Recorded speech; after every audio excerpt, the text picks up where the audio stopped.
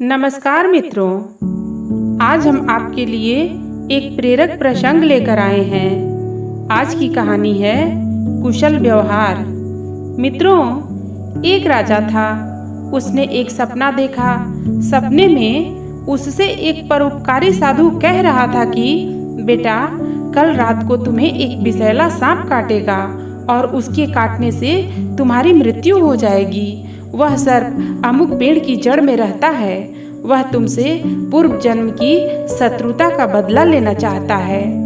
सुबह हुई, राजा सोकर उठा और सपने की बात अपनी आत्मरक्षा के लिए क्या उपाय करना चाहिए इसे लेकर विचार करने लगा।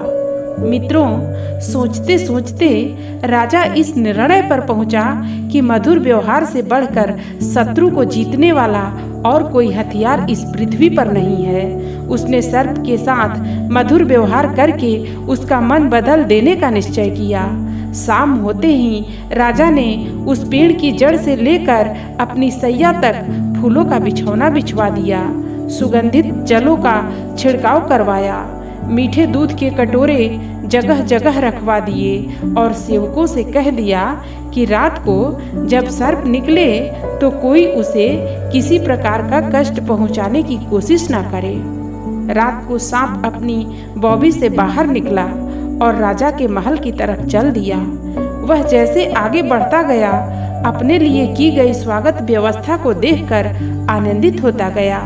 कोमल बिछौने पर लेटता हुआ, मन भावनी सुगंध का रसास्वादन करता हुआ, जगह जगह पर मीठा दूध पीता हुआ आगे बढ़ता था। इस तरह क्रोध के स्थान पर संतोष और प्रसन्नता के भाव उसमें बढ़ने लगे। जैसे जैसे वह आगे चलता गया, वैसे ही वैसे उसका क्रोध कम होता गया।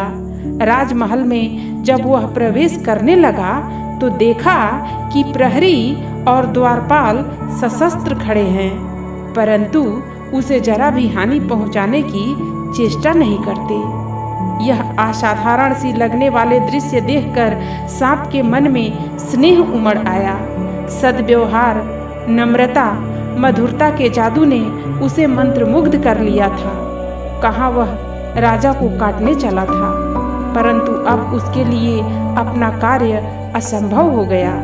हानि पहुंचाने के लिए आने वाले शत्रु के साथ जिनका ऐसा मधुर व्यवहार है, उस धर्मात्मा राजा को काटूं तो किस प्रकार काटूं? यह प्रश्न के चलते वह दुविधा में पड़ गया। मित्रों, राजा के पलंग तक जाने तक सांप का निश्चय पूरी तरह से बदल गया। उधर समय से कुछ देर बाद सांप राजा के शयन कक्ष में पहुंचा।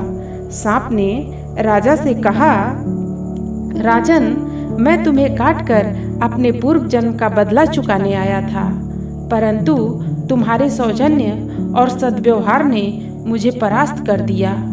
अब मैं तुम्हारा शत्रु नहीं, मित्र हूँ। मित्रता के उपहार स्वरूप अपनी बहुमूल्य मणि मैं तुम्हें दे रहा हूँ। लो, इसे अपने पास रखो। इतना कहकर और मणि राजा के सामने रखकर सांप चला गया। मित्रों, इस कहानी से हमें यह शिक्षा मिलती है कि यह कहानी महज एक कहानी नहीं, जीवन की सच्चाई है। अच्छा व्यवहार कठिन से कठिन कार्यों को सरल बनाने का उपाय रखता है। यदि व्यक्ति का व्यवहार कुशल है तो वो सब कुछ पा सकता है जो पाने की वो हार्दिक इच्छा रखता है। धन्यवाद। कहानी यदि अच्छी लगी हो तो चैनल को सब्सक्राइब करना मत भूलना।